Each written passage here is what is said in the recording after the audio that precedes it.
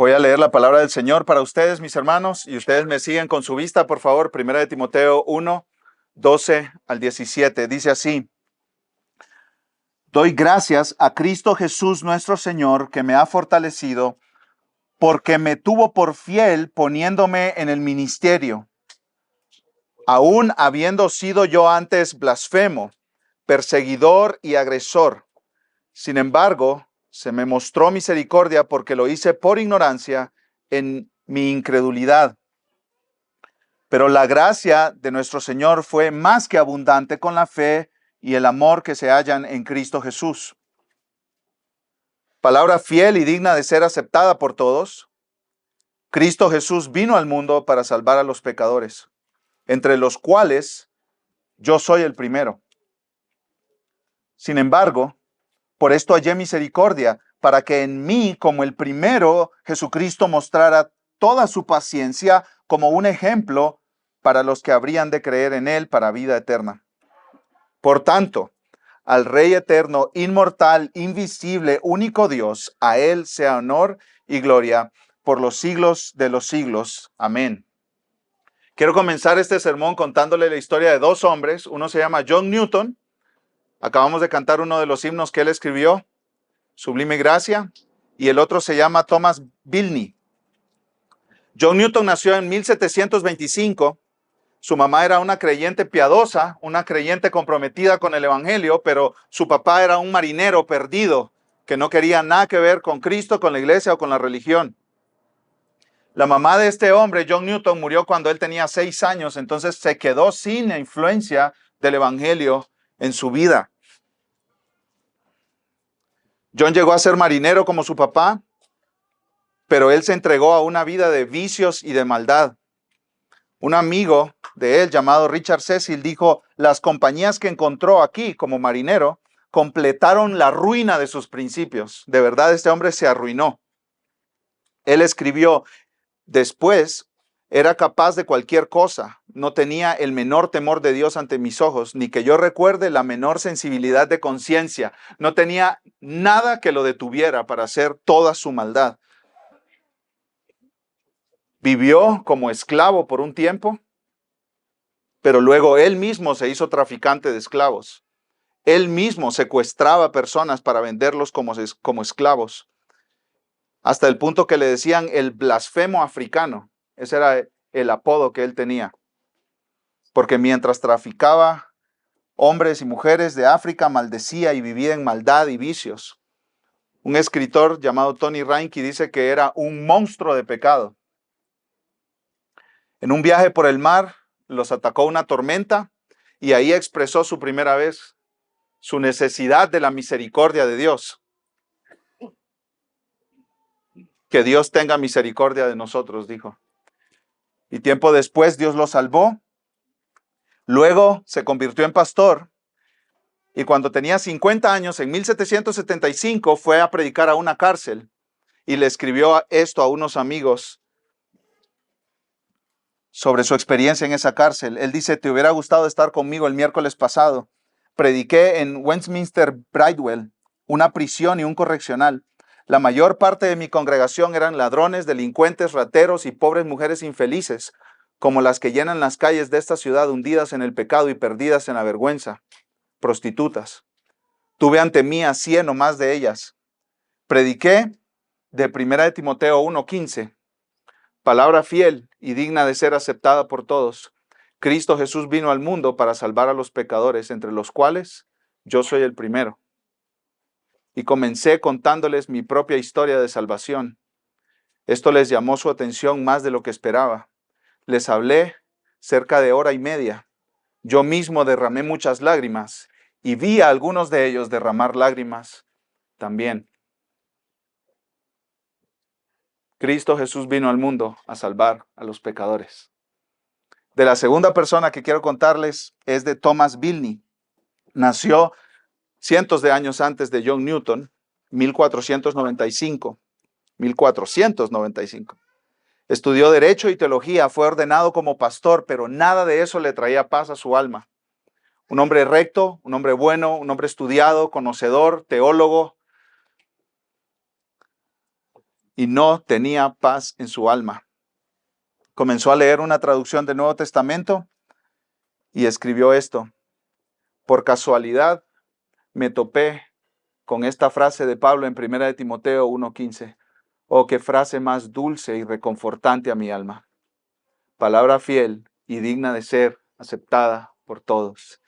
Cristo Jesús vino al mundo para salvar a los pecadores, entre los cuales yo soy el primero. Sigue diciendo, esta frase, por la instrucción y la obra de Dios, reanimó tanto mi corazón, herido antes por la culpa de mis pecados y casi desesperado. Inmediatamente sentí en mi interior un consuelo y una tranquilidad maravillosos, hasta el punto que se regocijaron mis huesos quebrantados. Palabras del Salmo 51. Después de esto, dice él, la escritura comenzó a hacerme más agradable que la miel. Les cuento estas dos historias porque el pasaje de 1 Timoteo que tenemos frente a nosotros es para todos, para pecadores como John Newton, hundidos en la maldad, en los vicios, en la vergüenza, en la inmoralidad, y para pecadores como Thomas Bilney, que se miran muy rectos, muy derechitos, muy santos, pero que al final son pecadores que también necesitan la gracia de Dios. Y muchos de esos pecadores necesitan arrepentirse de creerse buenos. Dios los tiene que confrontar con su pecado. Así que este pasaje de 1 de Timoteo 1, versículos 12 al 17, es para todo tipo de pecadores. Para los que están llenos de vergüenza, y quizás tú eres uno de ellos hoy, o para los que vino aquí para poner una estrellita más a su calendario, para poner una estrellita más a su lista de buenas obras. Este pasaje es para ti también. Y este pasaje nos presenta a un Dios de gracia salvando pecadores a través de su Hijo Jesús. La Biblia nos revela, mis amados hermanos, a Dios como un Dios de gracia. Un Dios de gracia. Primera de Pedro 5:10, Dios se da a conocer como el Dios de toda gracia. Hebreos 10:29 dice que el Espíritu Santo es el Espíritu de gracia. Hechos 15:11 dice que los pecadores son salvos por la gracia del Señor Jesús. Dios Padre, Dios Hijo, Dios Espíritu Santo. Un Dios trino es un Dios de gracia. De gracia. ¿Pero qué es la gracia? Es un favor inmerecido derramado por un superior sobre un inferior. La gracia de Dios es una disposición bondadosa que lleva a actos de bondad hacia quienes no merecen recibir esos actos de bondad. Les quiero leer una definición de un escritor, Justin Holcomb. Dice que la gracia de Dios es el amor de Dios mostrado a los desagradables, la paz de Dios dada a quienes no tienen reposo, el favor inmerecido de Dios. ¿No tienes reposo? ¿Estás intranquilo? ¿Tu conciencia te acusa? Hay buenas noticias hoy. La gracia de Dios es la paz de Dios dada a quienes no tienen reposo. Y esa paz no te la mereces. Ahora, antes de entrar directamente a este pasaje, mis amados hermanos y hermanas, nosotros tenemos que recordar el contexto. Este pasaje no está en un vacío. Este pasaje está en una carta, 1 de Timoteo. Pablo le escribió esta carta a Timoteo porque Pablo quiere que Timoteo aprenda cómo comportarse, cómo vivir, cómo andar en la iglesia. Por eso estamos estudiando 1 de Timoteo, por eso pausamos el Evangelio de Lucas y estamos estudiando 1 de Timoteo, porque queremos aprender cómo vivir en la iglesia de Dios. Y en esta iglesia donde estaba Timoteo, la iglesia de Éfeso, habían falsos maestros. Y esos falsos maestros estaban cometiendo muchos errores en su enseñanza, en su doctrina, en su teología. Y uno de esos errores era que usaban mal la ley de Dios. Miren lo que dice un poco más atrás, en 1 de Timoteo 1:8. 1 de Timoteo 1:8. Pablo le dice como correctivo de estas falsas doctrinas a Timoteo: Pero nosotros sabemos, Timoteo, tú y yo sabemos que la ley es buena si uno la usa legítimamente. Estos hombres falsos maestros estaban tergiversando, torciendo la ley, estaban usando mal la ley de Dios. Ellos decían, ¿quieres ser salvo? Cumple esta ley de Dios. Pero la ley no es para salvar pecadores. La ley expone el pecado de los pecadores y los toma de la mano para llevarlos a Cristo. Si te quedas solo en la ley, te quedas solo en condenación. Pero la ley fue dada por Dios para apuntarnos a la salvación que Dios da. La ley es como te ayuda a hacer el diagnóstico de tu vida. ¿Cómo estoy delante de Dios? Y Dios viene como doctor y te lee la ley y te dice, estás mal, estás quebrado, estás caído, no eres bueno, eres malo, eres perverso, eres condenable, mereces la condenación, mereces el castigo por tu pecado. Has quebrado la ley, has violado la ley, estás mal con Dios, eres enemigo de Dios. Para eso está la ley. Ese es el uso correcto de la ley. Y Pablo escribe entonces en el versículo 12 al 17 que él es un ejemplo de para qué sirve la ley. Ese es el punto de estos versículos. Timoteo, la ley no se usa de la manera que lo están usando los falsos maestros. La ley no salva. Cumplir la ley no salva, o tratar de cumplir la ley no salva. Ser buena persona no salva. Ser decente persona no salva. Ser religioso externamente no salva. Y Pablo está diciendo, yo intenté por décadas cumplir la ley de Dios lo mejor que podía. Lo mejor que podía. Pablo vio cada detalle de la ley y trató de obedecerla estrictamente. Pablo dice, no había nadie más estricto en el cumplimiento de la ley que yo. No había nadie más detallado. Él miraba cada coma, cada punto y quería cumplirla, quería obedecerla. Porque quería ganar la aprobación de Dios. Él pensaba que cumpliendo la ley estaba ganando la aprobación de Dios, pero Pablo dice, eso no funcionó. Leímos hace un rato Hechos capítulo 9, cuando Pablo se encuentra con Cristo camino a Damasco a perseguir cristianos. Cuando Pablo se encontró con Cristo en el camino a Damasco, su vida fue transformada, pero no por el cumplimiento de la ley, sino, escucha, por la gracia de Cristo. Por la gracia de Cristo.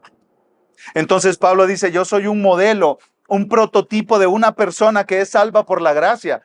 Timoteo, tú conoces mi testimonio. Yo traté de ser salvo cumpliendo la ley, pero no fui salvo hasta que Cristo me rescató, hasta que Cristo me encontró. La doctrina de estos falsos maestros que usan mal la ley no salva a nadie. Solo Cristo salva pecadores. Y este sermón se titula, mis hermanos, un testimonio de la gracia de Cristo. Y dividiré este sermón en 3 partes. La primera es la gracia de Cristo transformó a un rebelde en un siervo. La segunda parte, la gracia de Cristo alcanza a los peores pecadores. Y la última, la gracia de Cristo mueve a los pecadores rescatados a la adoración. Entonces veamos en primer lugar, mis hermanos, que la gracia de Cristo transformó a un rebelde en siervo. La gracia de Cristo transformó a un rebelde en siervo. Miren el versículo 12, por favor, conmigo. 1 Timoteo 1:12.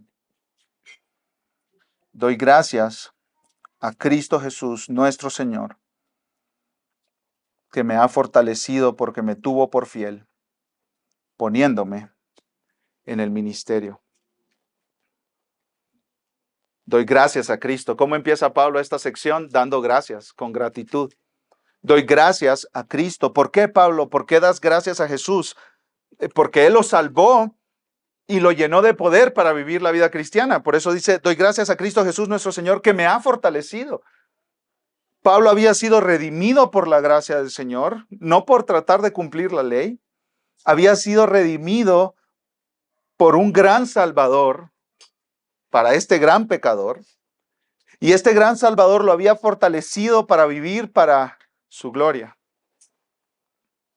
Y Pablo dice que Jesucristo lo tuvo por fiel. Tuvo por fiel. O sea, lo consideró digno de confianza. Pablo dice, yo estoy agradecido con Dios porque Dios me salvó, me fortaleció para vivir para su gloria y también tuvo confianza en mí. Tuvo confianza en mí. Me vio como alguien digno de confianza para ponerme en el ministerio. Pero Pablo no era digno de confianza por sus méritos. Él perseguía a los cristianos, mataba a cristianos. Él destruía iglesias y familias cristianas. Hermanos, Pablo era un terrorista. Pablo era un terrorista, mis hermanos. Lo que tú escuchas en las noticias de esos terroristas que van y se ponen bombas debajo de su ropa y van y explotan en un mercado. Eso era Pablo. Así de horrible era. Pablo era un sicario, mis hermanos. Y Dios no maquilla quién era Pablo. Ni Pablo trata de tapar eso. No, el pasado déjalo en su lugar. Cállate, ni lo recuerdes ni lo toques. No, él decía, esto es lo que yo era. ¿Sí? ¿Y por qué dice entonces me tuvo por fiel, me tuvo por digno de confianza? Por la gracia de Cristo. Y por eso Pablo agradece a Cristo. Todo lo que tiene, donde está su ministerio, no es por él, no es porque él se lo ha ganado, todo es por Cristo. Y cuando dice la palabra ministerio, ahí es una palabra que quizás te suena familiar, es la palabra en griego diaconía. ¿Conoces esa palabra? De ahí viene la palabra diácono. ¿Qué es un diácono? Es un siervo. Y en el primer siglo los diáconos eran los que servían las mesas para sus amos, eran esclavos que servían mesas. Entonces Pablo no es que está diciendo, miren qué gran cosa soy yo, el apóstol de Cristo. No, yo soy uno que sirve mesas. Yo soy un siervo. Entonces este hombre pecador, rebelde, ahora era un siervo. Y Pablo no dice gracias como indiferente, ¿no? Como cuando un niño llega y te dice, mira, encontré un peso tirado, te lo regalo. Gracias, mijo. Un peso, mijo. Ese gracias es más de compromiso con el chiquillo, ¿no? Pero el gracias de Pablo es un gracias de asombro, de maravilla. Wow. Esto es totalmente inmerecido. Pablo está asombrado. Este es un gran privilegio. ¿Por qué está asombrado Pablo? Mira en el versículo 13. Aún habiendo sido yo antes blasfemo, perseguidor y agresor.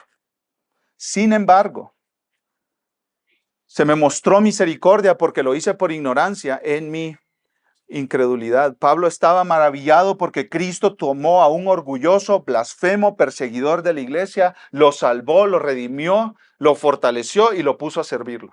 Por eso estaba asombrado Pablo. ¿Cuál es la primera vez que conocemos a este hombre en las Escrituras, mis hermanos? La primera vez que conocemos a este hombre en las Escrituras es en Hechos, capítulo 7. Y es una escena que no es linda, mis hermanos. Esta escena es horrible.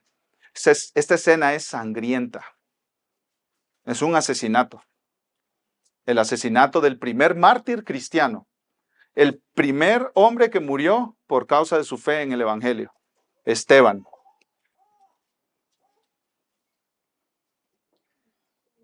Dios nos presenta a Pablo ahí en Hechos 7:58 en una escena violenta, brutal. Les quiero leer una cita de un predicador llamado Charles Swindoll. Y él dice, describiendo esta escena, él dice lo siguiente, escucha.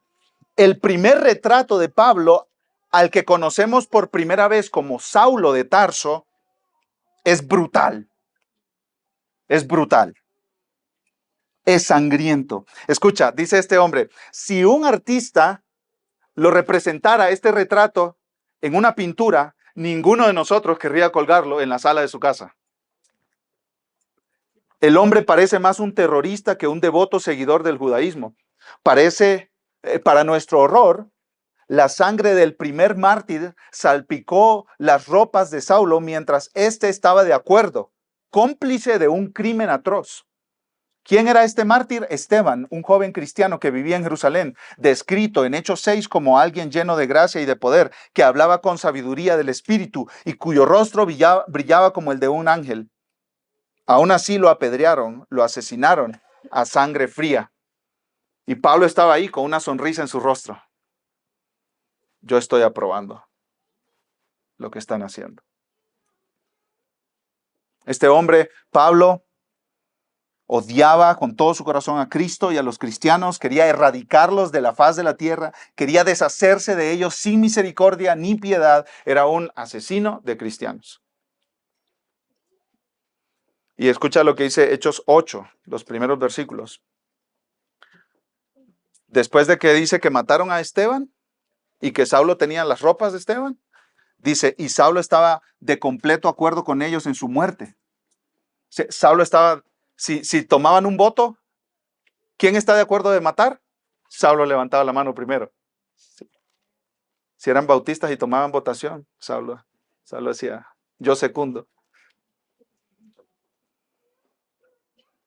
Y después dice, en aquel día se desató una gran persecución en contra de la iglesia en Jerusalén y todos fueron esparcidos por las regiones de Judea y Samaria, excepto los apóstoles. Algunos hombres piadosos sepultaron a Esteban y lloraron a gran voz por él. Pero Saulo, este hombre, este mismo, el que escribió Primera de Timoteo, no otro, hacía estragos en la iglesia, entrando de casa en casa y arrastrando a hombres y mujeres, los echaba en la cárcel. ¿Sí te imaginas esa escena? Estaban los hermanos reunidos en una casa. ¡Pum! Entraba Pablo con una cara de rabia y de enojo y de violencia. Les enseñaba las cartas que traía del Sanedrín, del concilio, y empezaba a agarrar gente, los amarraba a sus caballos o a sus carretas en las que andaba y los arrastraba de una ciudad a otra. ¿Te imaginas esa escena? A los hermanos ahí pegando sus cabezas en las piedras, arrastrados por Pablo. Y a sus hijos corriendo detrás de ellos. Papá, papá, ¿para dónde vas? ¿Dónde te llevan? ¿Te imaginas esa escena? Era un hombre cruel.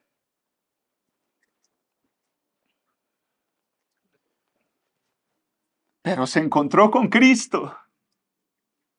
Este terrorista iba camino a Damasco para seguir persiguiendo a cristianos. Y Cristo se le apareció. Cristo se le apareció. Y ya leímos en Hechos capítulo 9 cómo funcionó todo eso. Y Pablo siguió contando durante todo el libro de Hechos esa historia una y otra vez. Porque no quería que nadie pensara que él era una gran cosa. Él era un gran pecador que tenía un gran salvador. Cristo se le apareció, lo salvó, fue bautizado. Y dice al final de Hechos 9, 20 y 22, enseguida Pablo se puso a predicar de Jesús en las sinagogas, diciendo, Jesús es el Hijo de Dios. Él entraba a las sinagogas, a los lugares de reunión de los judíos, y decía, hey, crean en Jesús porque Él es el Hijo de Dios. Versículo 21, Hechos 9, 21. Y todos los que lo escuchaban estaban asombrados y decían, ¿no es este el que en Jerusalén destruía a los que invocaban este nombre y el que había venido aquí con este propósito para llevarlos atados ante los principales sacerdotes? Pero Saulo seguía fortaleciéndose y confundiendo a los judíos que habitaban en Damasco, demostrando que este Jesús es el Cristo. Claro que los tenía todos confundidos, por supuesto que sí.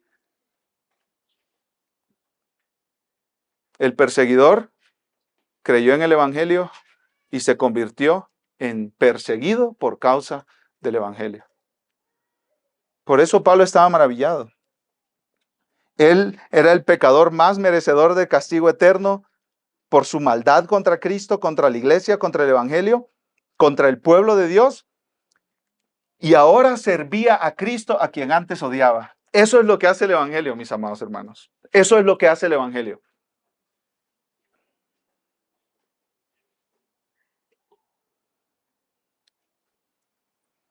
Por eso Pablo dice, versículo 13, aún habiendo sido yo antes blasfemo, perseguidor y agresor, sin embargo se me mostró misericordia porque lo hice por ignorancia en mi incredulidad. Blasfemo, uno que habla para dañar, uno que habla despreciando a Dios o lo sagrado, uno que insulta a Dios, perseguidor.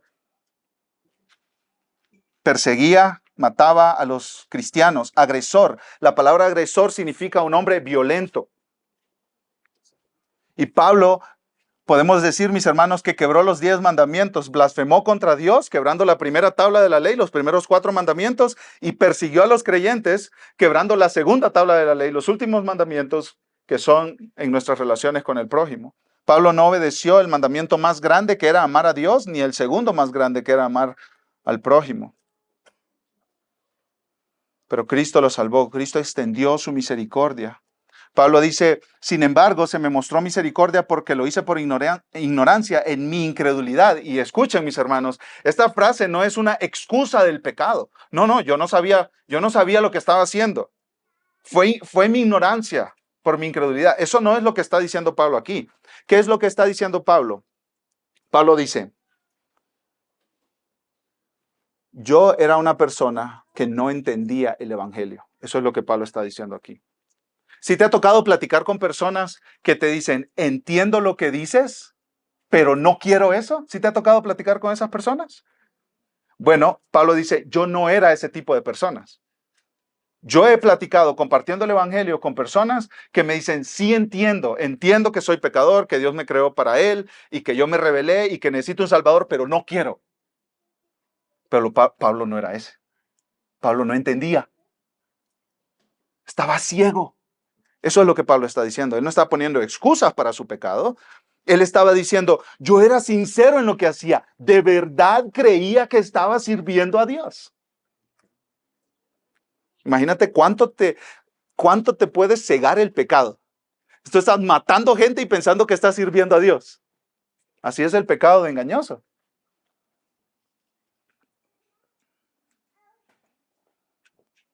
Aplicación, mis hermanos. Tengo 3 aplicaciones para nosotros aquí.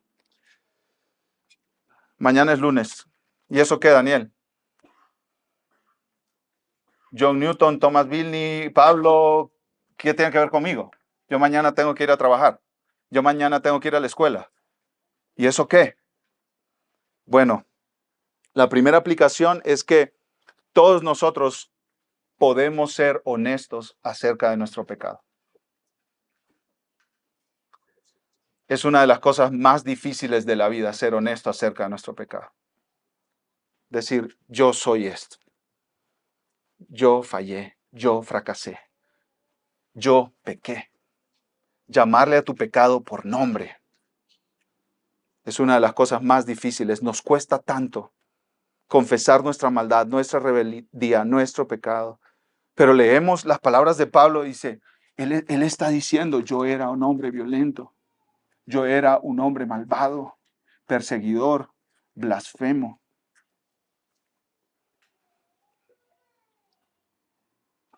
Pablo lo confesó, David lo confesó, Pedro lo confesó, nosotros lo confesamos también, mis hermanos.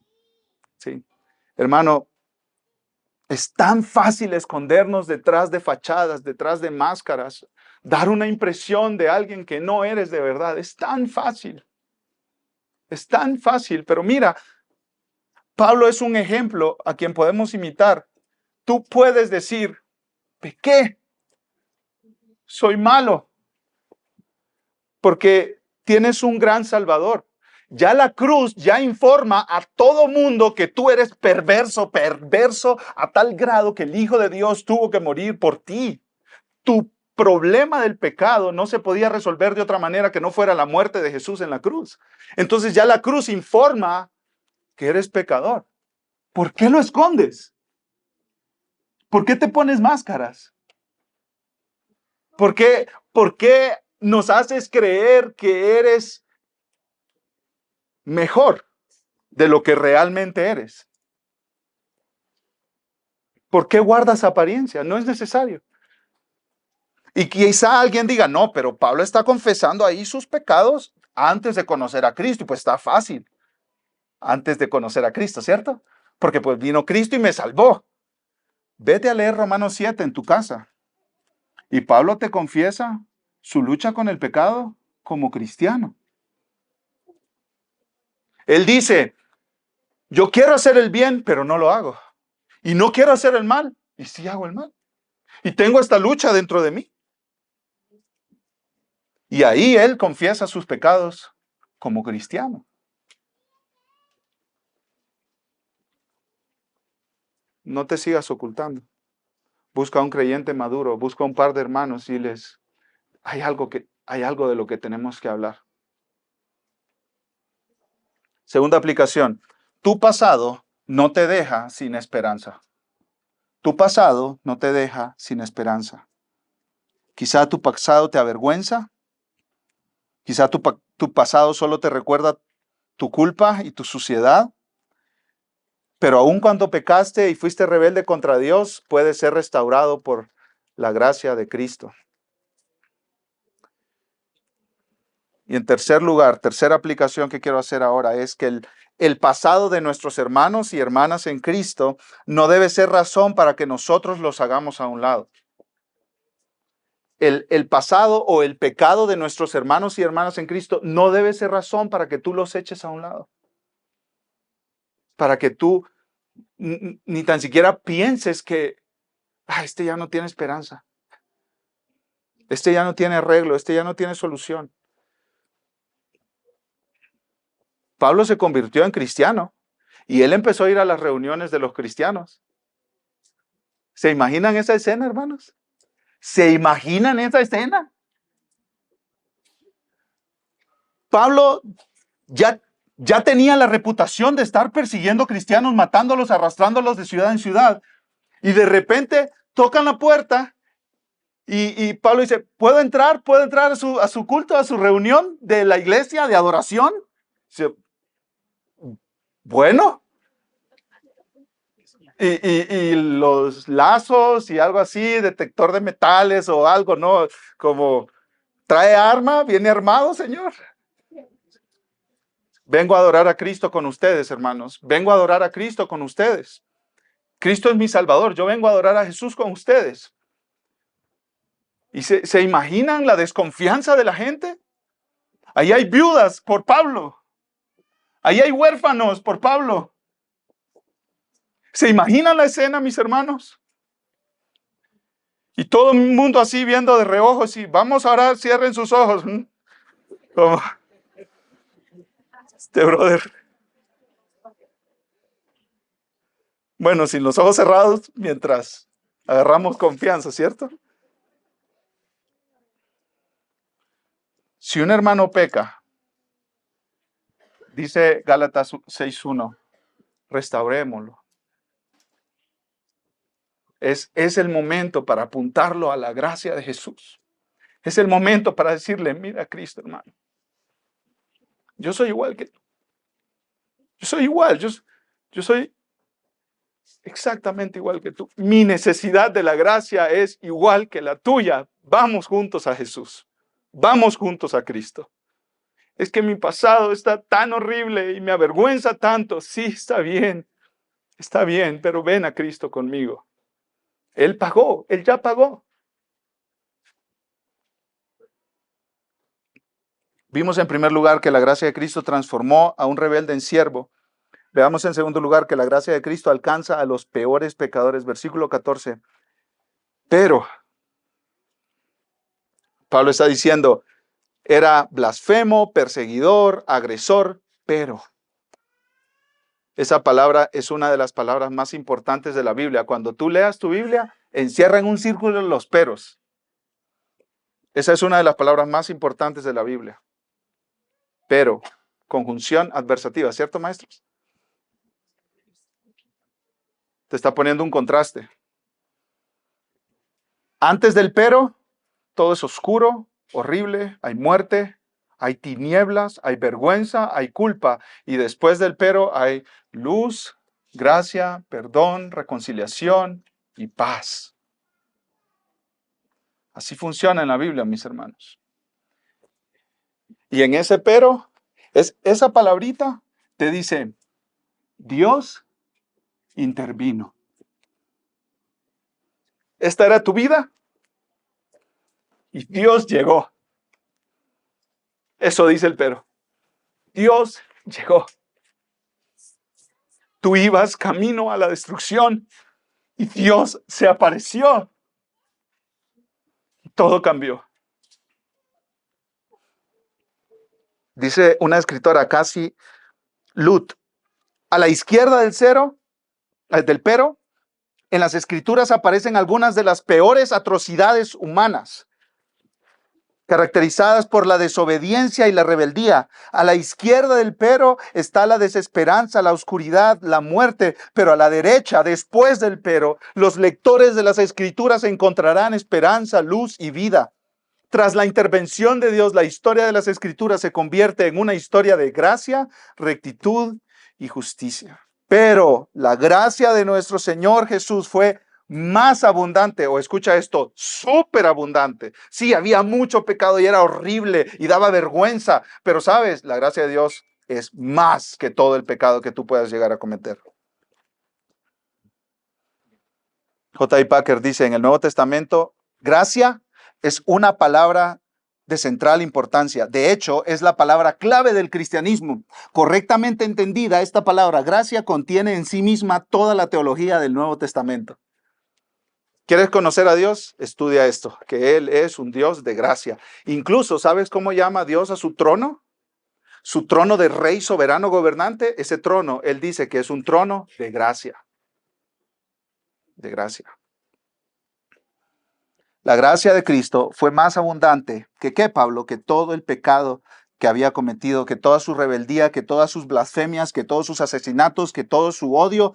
La gracia de Cristo venció el pecado de Pablo. Escucha esto. Si tú tienes un familiar que no es creyente, si tú estás orando por la salvación de tus hijos rebeldes, escucha esto. Cornelius Plantinga dijo, el pecado humano es terco, pero no tan tenaz como la gracia de Dios. Ningún pecado puede contra la gracia de Dios. Si tú estás luchando con un pecado ahora, la gracia de Cristo es más poderosa que ese pecado con el que tú estás luchando.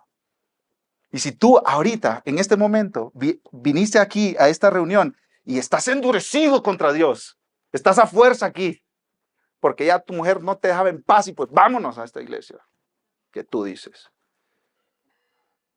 La gracia de Dios puede quebrar tu corazón en pedazos y hacerlo de nuevo.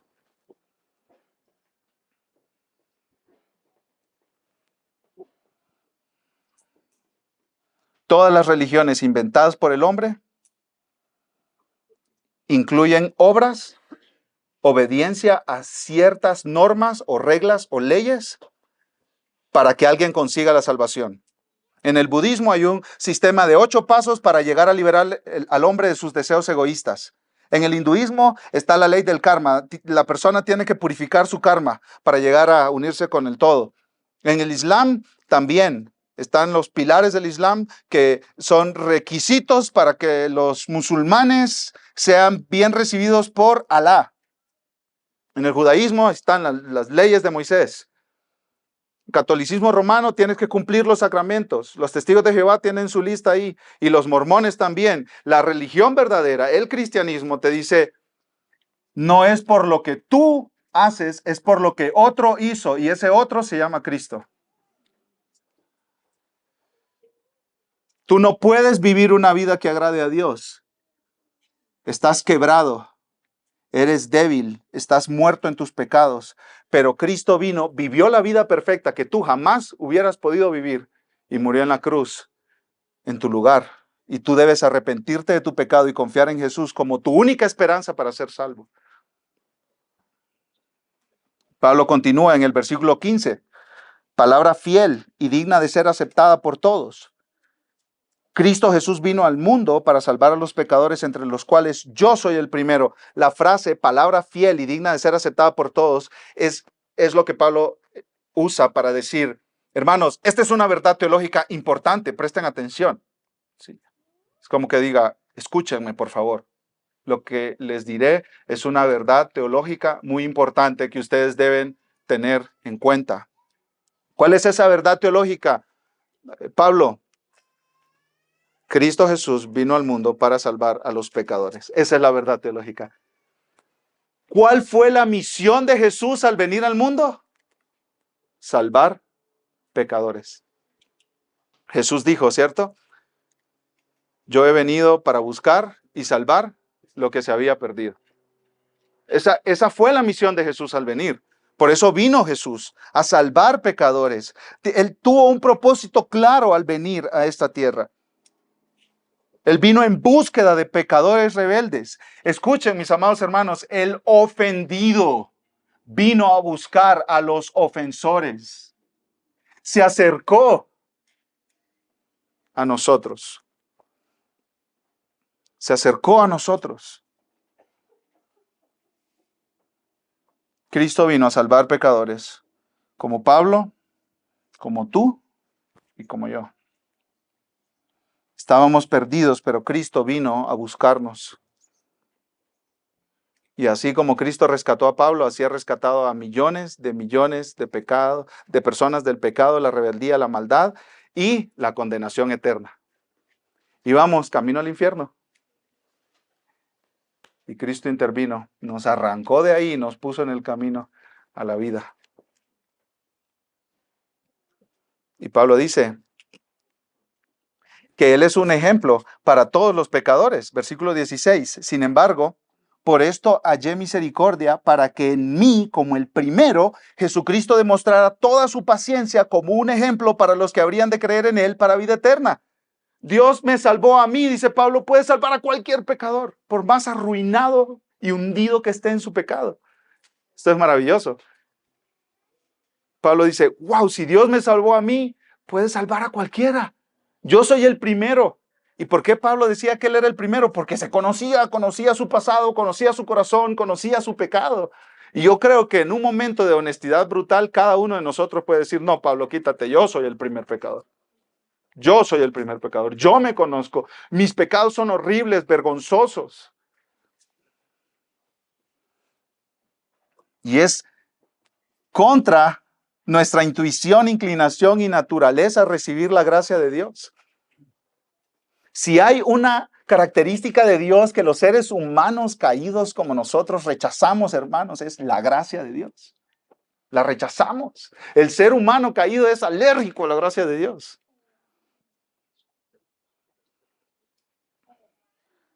Quiero leer varias citas a continuación de varios hermanos que nos ayudan a pensar en este tema. T.F. Terrance dice, la gracia es costosa al hombre porque corta de raíz todas las posesiones y logros personales que valoramos. El ser humano se levanta, ¿cierto? Yo soy gran cosa. Miren mis grandes logros. Y viene Dios y dice, gracia, es por gracia. Entonces arranca de raíz todo eso y dice, lo que tú has hecho, que según por Dios, no sirve. Y nosotros nos quedamos como, pero ¿cómo me están diciendo que no sirve? ¿Cómo me están diciendo que todas las misas que yo he ido no sirven? Todos los rosarios que yo he orado no sirven. ¿Cómo me están diciendo eso? Un hombre me dijo, 3,000 rosarios al día, 3,000 rosarios al día. ¿Cómo me estás diciendo que eso no cuenta? Es que la gracia de Dios es ofensiva para el ser humano. Escucha al pastor Miguel Núñez. Nosotros tenemos dificultad para concebir una salvación por gracia porque estamos acostumbrados a pagar por todo lo que hacemos. Trabajamos y recibimos un salario. Hacemos un gran esfuerzo y recibimos una medalla al final de una competencia. Nos esforzamos al estudiar y al trabajar para escalar posiciones. Después de todo esto, cuando Dios nos ofrece su salvación libre de costo, por gracia, gratuitamente, no entendemos y ni siquiera queremos recibirla. Yo he trabajado por todo lo que tengo, eso es lo que decimos, ¿cierto? Mira lo que me he ganado. Y después Dios dice, viene a ti y dice, para ser salvo, debes olvidarte de todo lo que tú has hecho y venir a descansar en todo lo que Cristo hizo. Y esto es gratis, no tiene costo. Y nosotros decimos, no. No. El evangelio es anti-orgullo, mis hermanos. El evangelio es anti-orgullosos. Si alguien ha de ser salvo, primero tiene que ser humillado. ¿Humillado a qué punto? A decir, No valgo por mis posesiones, por mis logros, por mis fortalezas, por mi bondad. Valgo por lo que Cristo hizo. Y eso está bien, y ahí es donde Dios nos quiere, porque toda la gloria es para Él entonces. No es nada de gloria para nosotros. Y por la eternidad los redimidos vamos a estar cantándole las glorias al Cordero, porque nada de nuestra salvación fue por nosotros. Nada.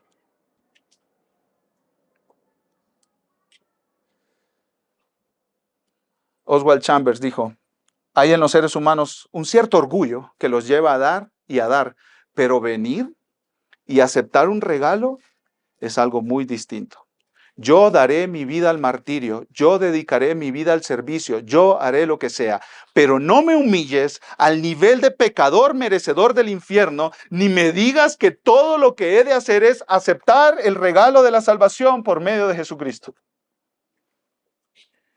Y si tú estás aquí y no has creído en Jesús, estas son buenas noticias, porque dice, ven,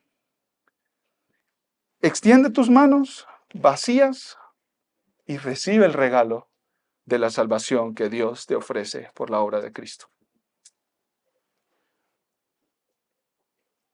No luches. No se trata de esforzarse más, ser mejor persona, ser buena persona, demostrar a Dios, demostrar al mundo que no soy tan malo. Yo te hago una pregunta. ¿Te detiene tu orgullo de venir a Cristo? ¿Te detiene tu confianza en tu autojusticia a venir a Cristo? Abandona tu orgullo, abandona tu autojusticia y ven corriendo a refugiarte en Jesús. Él se deleita en perdonarte. Él se complace, Él está feliz de perdonarte, pero no puede perdonarte si tú no vienes a Él con las manos vacías. Él no puede perdonarte. Si tú dices, sí está bien Jesús, tu obra en la cruz, pero también mi justicia. Él no puede perdonarte.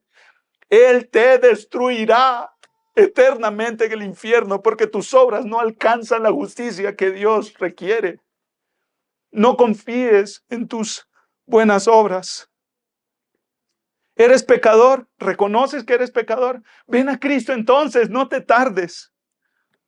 Juan Calvino dijo, a ningún pecador, por atroces y graves que hayan sido sus transgresiones, se le ha cerrado la puerta de la salvación. Vimos en primer lugar que la gracia de Cristo transformó a un rebelde en siervo. Vimos en segundo lugar que la gracia de Cristo alcanza a los peores pecadores. Veamos en tercer lugar, en último lugar, que la gracia de Cristo mueve a los pecadores rescatados a la adoración. ¿Cuál es el resultado de todo esto? ¿Cuál es el resultado en la vida de Pablo para todo esto de que Dios lo salvó, lo rescató y lo puso a servirle? Versículo 17. El resultado es adoración. Versículo 17. Por tanto, al Rey eterno, inmortal, invisible, único Dios, a Él sea honor y gloria por los siglos de los siglos. Amén. ¿Cómo respondemos a esta gran salvación? Con adoración, con alabanza. Y fíjate que Pablo usa la palabra rey ahí. Es increíble porque este rey ha sido ofendido y este rey tiene todo el poder para destrozarte y enviarte al infierno por la eternidad. Pero en lugar de hacer eso, este rey está lleno de gracia y se deleita en perdonarte. Y es un rey eterno que no tiene principio ni fin. Es un rey inmortal, no muere ni es posible que se corrompa. Jamás perderá su fuerza. Este rey es invisible. En otras palabras, tú no le puedes conocer a tu manera. Él se tiene que revelar a ti. Y tú lo tienes que conocer como Él dice que debe ser conocido. Este gran rey es el único Dios. No hay otro. Todos los dioses inventados por las religiones que ha creado el hombre son dioses falsos. Y este rey merece que se le dé honor y gloria por los siglos de los siglos, o sea, en el presente y cuando este mundo deje de existir y Dios traiga cielos nuevos y tierra nueva, en ese mundo también se le adorará por siempre. Y jamás dejaremos de adorarlo. Y la palabra amén ahí al final significa así sea, así sea. Mis amados hermanos, Dios salva a pecadores que no merecen ser salvos por su pura gracia. Dios salva a los que merecen condenación eterna por sus pecados. Y Dios los salva para su gloria. Quiero cerrar con una frase de Juan Calvino que dijo: nuestra mente está siempre inclinada a mirar nuestra dignidad. Y tan pronto como se ve nuestra indignidad, nuestra confianza se hunde. Por tanto, entre más oprimido esté alguien por sus pecados, más valientemente debe acudir a Cristo confiando en esta doctrina, que Cristo vino a traer salvación, no a los justos, sino a los pecadores. Vamos a orar. Amado Padre, te damos gracias, Señor, por las buenas noticias que acabamos de escuchar. Gracias, Señor, por la obra de Jesús a nuestro favor. Gracias por esa cruz. Gracias por su vida perfecta. Gracias por su resurrección. Y gracias por su promesa de que todo aquel que confía en Él no será condenado. Y eso es exactamente lo que recordamos hoy a través de la Santa Cena. Padre, ministra los corazones cansados. Ministra trayendo paz a los que han perdido la paz, incluso por su propia necedad, rebeldía y pecado. Consuela a los que están tristes, Señor. Levanta a los que han caído, a los que tienen amargura y odio en su corazón contra otro. Que ellos consideren que han recibido la gracia de Cristo y extiendan esa gracia también a quienes les han ofendido a ellos. Oh Señor, ministranos con este recordatorio de tu amor en la Santa Cena. En el nombre precioso de Jesús, tu Hijo, nuestro gran Salvador. Amén. Amén.